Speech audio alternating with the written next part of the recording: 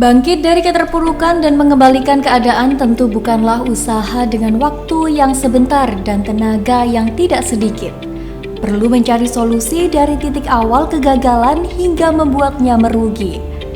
Kebangkrutan saat menjalankan usaha tentunya bukan suatu yang diharapkan, namun memang sudah menjadi resiko dalam berbisnis. Jika hal ini terjadi, maka apa yang harus dilakukan? Berikut sejumlah langkah yang perlu Anda cermati. Yang pertama, perlu menyiapkan mental untuk menerima keadaan dan menenangkan. Mencoba kembali hal-hal apa saja yang tersisa dari usaha tersebut dan aset pribadi yang masih bisa dijadikan sumber dana awal untuk meneruskan kehidupan. Selain sifatnya material, juga non-material, misalnya keahlian, ilmu, relasi, dan sebagainya. Siapa tahu bisa menjadi jalan keluar untuk menjawab persoalan keuangan berikutnya. Yang kedua, melakukan pengaturan ulang gaya hidup. Misalnya, sebelumnya saat usaha berjalan lancar, kita menikmati banyak fasilitas dari hasil usaha dan gaya hidup yang diinginkan. Maka, saat dalam kondisi terpuruk, harus sangat fleksibel dan mengubah gaya hidup seminimal mungkin.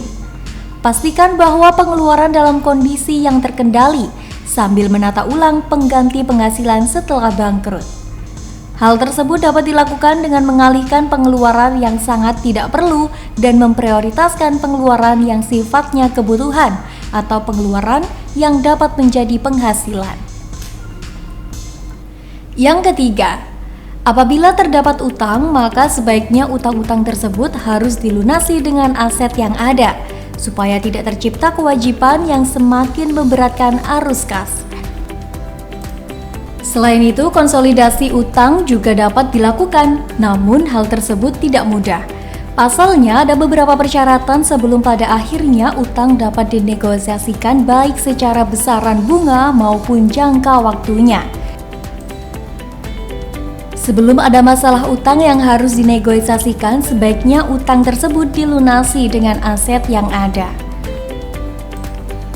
Usahanya tergolong yang sifatnya mengikuti tren, bisa juga karena kesalahan dalam mengelola arus kas usaha, kurangnya persiapan menghadapi persaingan dan perkembangan teknologi.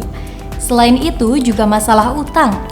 Meskipun berutang dapat menjadi salah satu menambah modal untuk ekspansi usaha, namun apabila gegabah akan menimbulkan masalah. Misalnya, berutang yang tidak menimbulkan efek langsung terhadap peningkatan penghasilan usaha atau menciptakan efisiensi operasional. Akhirnya, utang tersebut membebani cash flow usaha. Lebih parahnya lagi apabila utang tersebut ditutup dengan utang yang lain yang berbunga tinggi.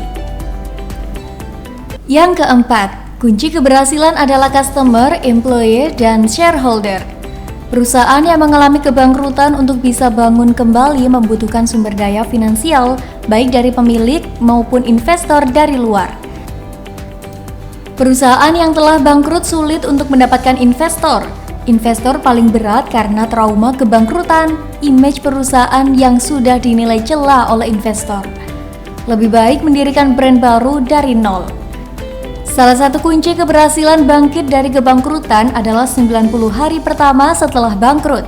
Hal itu dilakukan untuk menunjukkan kembali kepada 3 komponen penting apakah perusahaan masih memiliki value dan revenue untuk tetap menghasilkan keuntungan. Karena kalau terlalu lama justru akan turun terus.